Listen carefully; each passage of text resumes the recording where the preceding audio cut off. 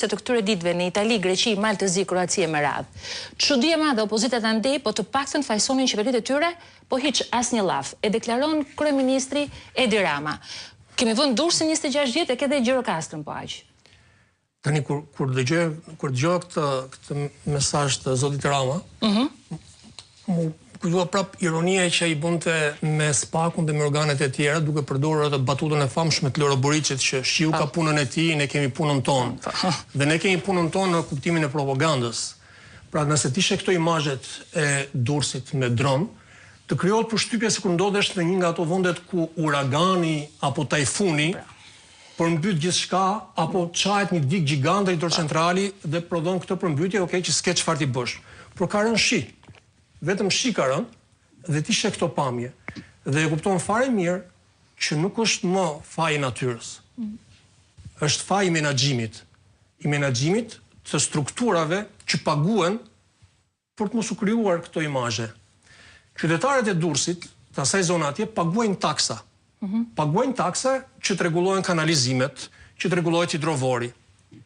Këto taksa vidhen, dakor? Dhe pasi vidhen këto taksa, tash i kërkohen të merren taksa të tjera, ndoshta të neve që jetojmë këtu në Tiranë, për të kompensuar dëmin e këtyre banorëve. Pra paguhen 2 herë taksat. Edhe në Tiranë, por edhe në Durrës, paguhen taksa të larta infrastrukture për ndërtimet e reja. Pra kush bën pallate të reja, i është rritur taksa, disa fish, dhe me këto para presupozohej që të krijoheshin këto mundësitë e kanalizimeve, që mos krijoheshin këto pamje të përmbytjeve. Komplimenta syrit për dje dhe sot, sepse unë kam ndjekur të gjithë raportimet që vijnë nga terreni. Dhe nuk ka nevojë për ekspert, gjitholog në përstudio për treguar se çfarë mund ndodh. Mjafton dëgjosh banorët e atyre zonave, duke jetuar aty, e din fare mirë se çfarë mund ndodh. Dhe të flasin edhe në Durrës, edhe në Gjirokastër, edhe në Kurbinë, në çdo zonë ku tishe përmbytje, ata e din problemin. Ata e din dhe ta thonë, ky tubi këtu është më i ngushtë se sa i tubi atje dhe prandaj ndodh përmbytja. Kjo gryka ku do deret vjosa është më e vogël se sa gjithë fuqia që vjen dhe duhet ishte e hapur.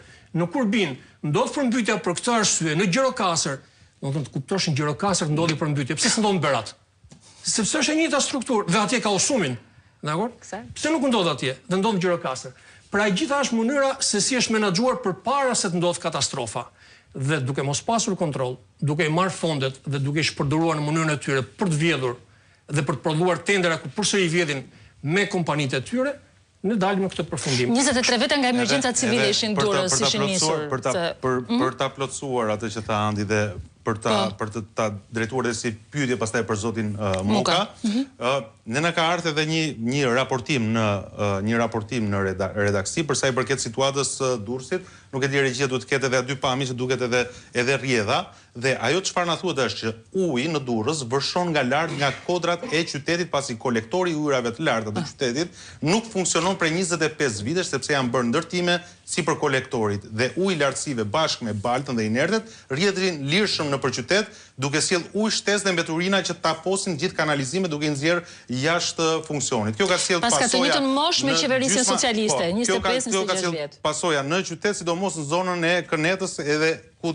shton që edhe pse nuk ka pasur rreshje, sërish niveli i ujit ka vijuar të jetë i lartë. Jo, është edhe këtë doja të pyesim zotin Muka, që çfarë është ky problemi i kanalizimit të ujrave të larta në Durrës, që po shikohet si shkak për